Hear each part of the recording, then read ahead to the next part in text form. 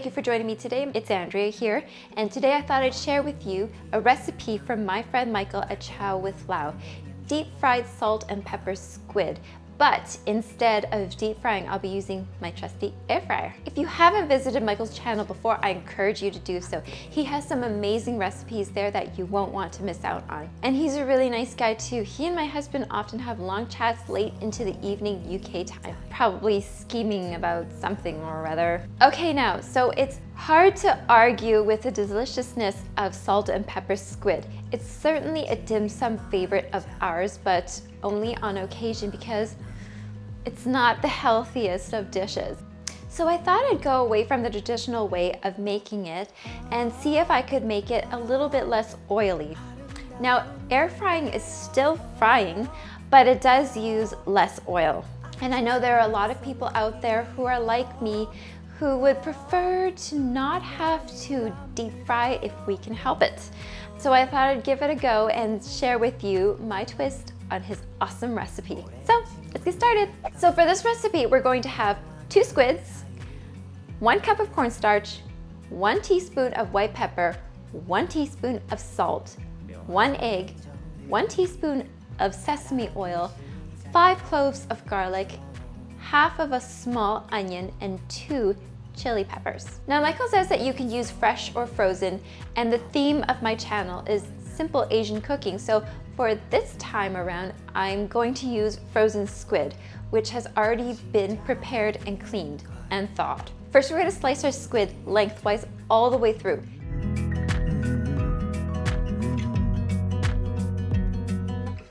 Next, we'll wash the squid.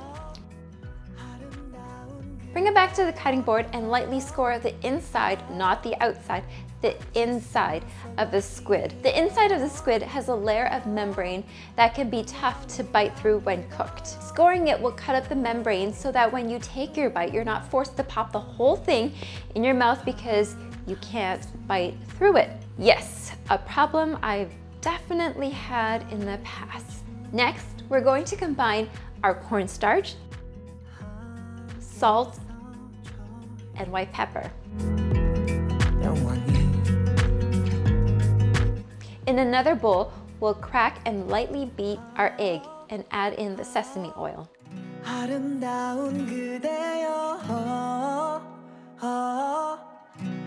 just feel so lucky.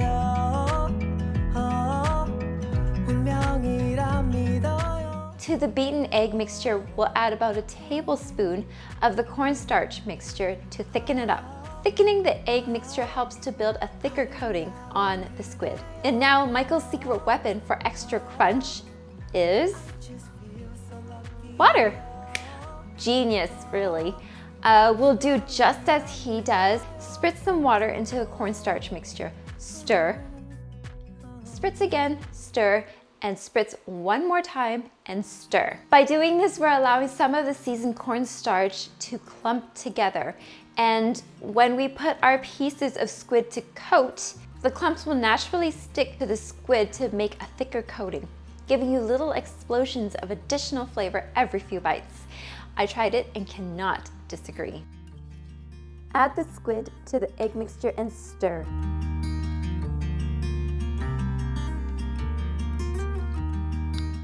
Transfer the squid to the cornstarch mixture and coat each piece with the seasoned cornstarch. We're going to make sure that each piece of squid is completely covered with seasoned cornstarch so that they're dry. Transfer the squid to another plate or a rack and spritz with oil until fully coated. It's okay if you don't have a spritzer. Just pour some oil, about a cup's worth, into a bowl or a plate with high sides and dip each piece of squid 1 piece at a time. Make sure each piece is fully coated. Preheat your air fryer for 5 minutes at 200 degrees Celsius or 400 degrees Fahrenheit.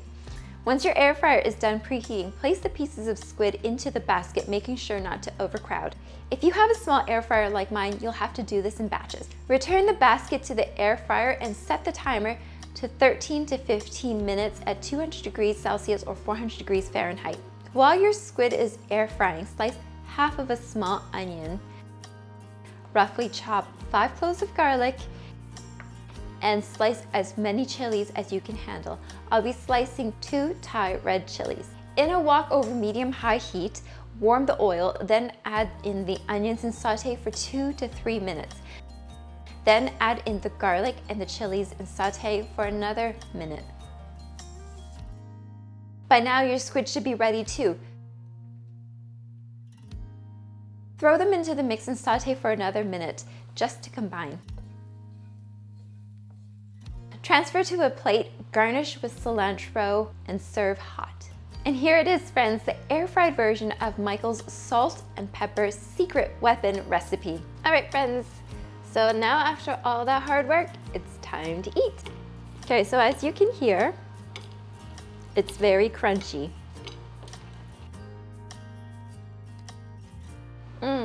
It's really spicy. The squid is cooked just perfectly, not rubbery at all. It's really spicy. I like need a glass of milk or something. It feels like my whole face is burning right now. Thank you again for joining me. If you liked my video, please click the like button. And don't forget to subscribe for more fun food ideas. You can also check out Michael's original recipe in the link in the description below. Until next time, friends. Mwah!